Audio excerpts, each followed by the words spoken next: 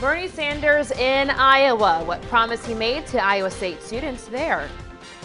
And switching to the Hawkeyes, a weekly before the game tradition for one couple is going beyond football. We'll tell you more about it.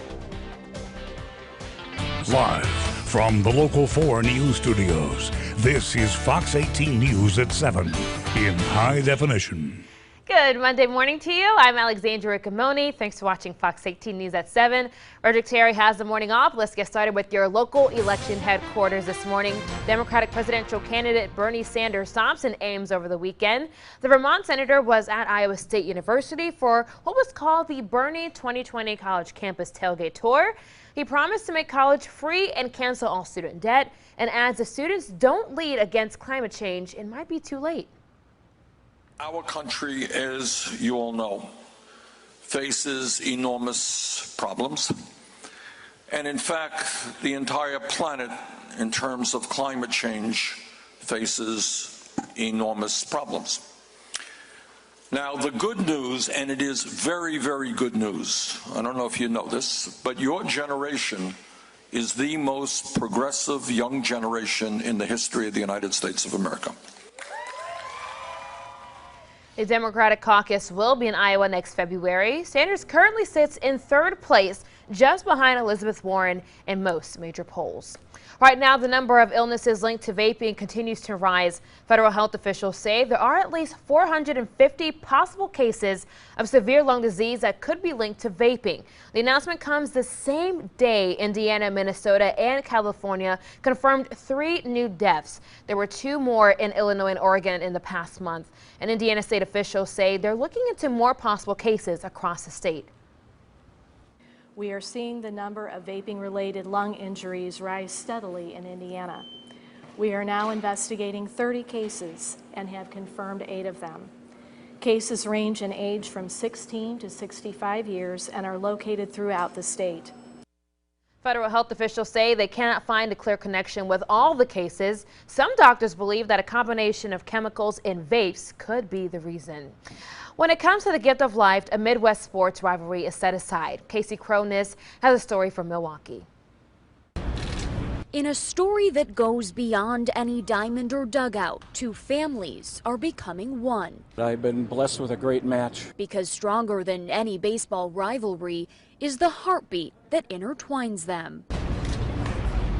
It's been 1 year since Tom Schrader was given a second chance at life. It was very special. It's like we were soul brothers. In need of a heart transplant, Tom would spend 50 days in the hospital before doctors found a match last August. His new heartbeat from 32-year-old Joshua Holland. Lots of thanks and prayers and gratitude. 3 months after his surgery, Tom wrote to his donor's family. He received a 6.5-page letter back. It was titled My Heart's First Journey.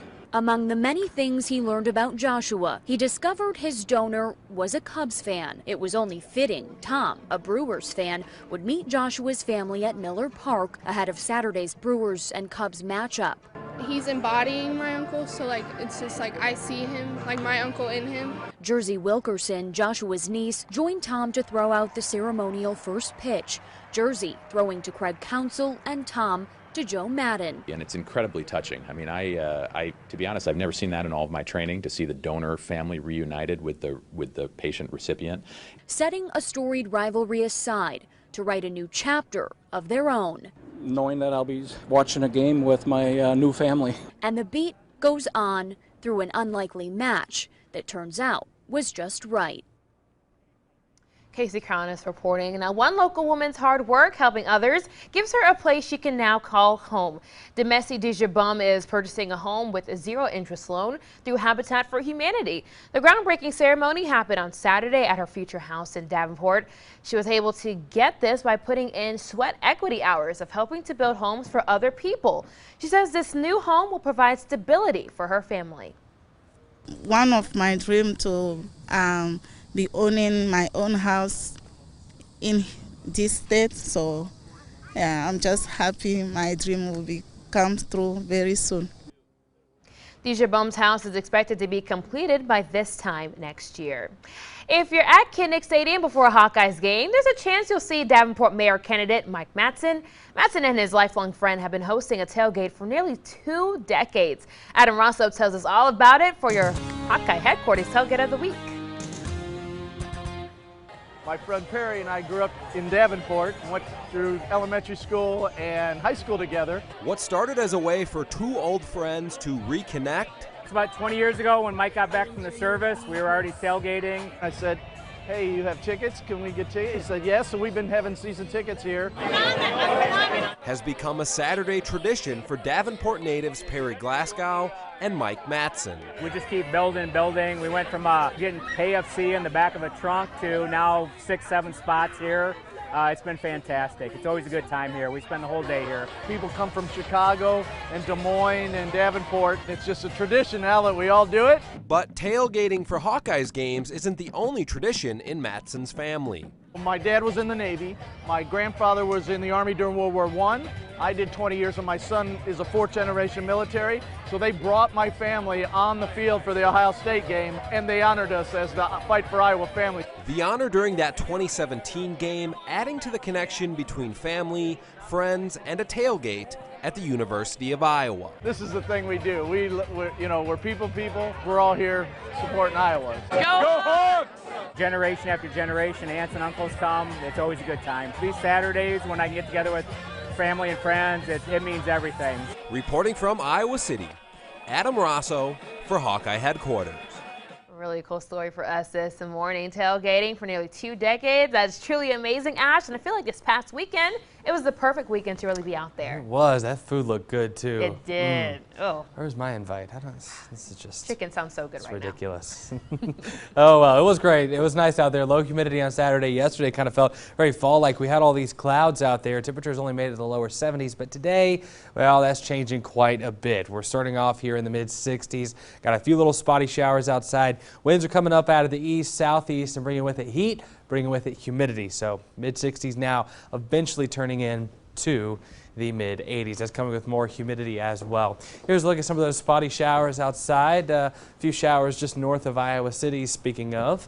Those are just sitting there and making their way off towards the north and the east. So this might make their way into Jackson County, Joe Davies County pretty soon. So north of I-80, definitely take the umbrella just in case. Got these scattered showers this morning.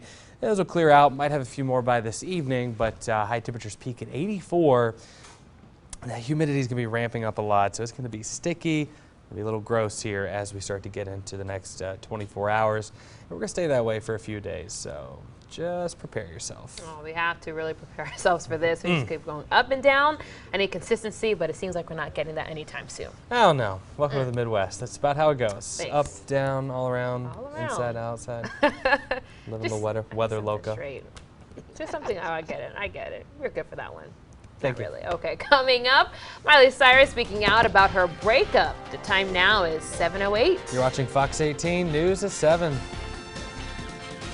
Fox 18 News is live at 7 with Redrick Terry, Alexandria Ikomoni, and meteorologist Ash Simpson. You're watching Fox 18 News at 7 in high definition.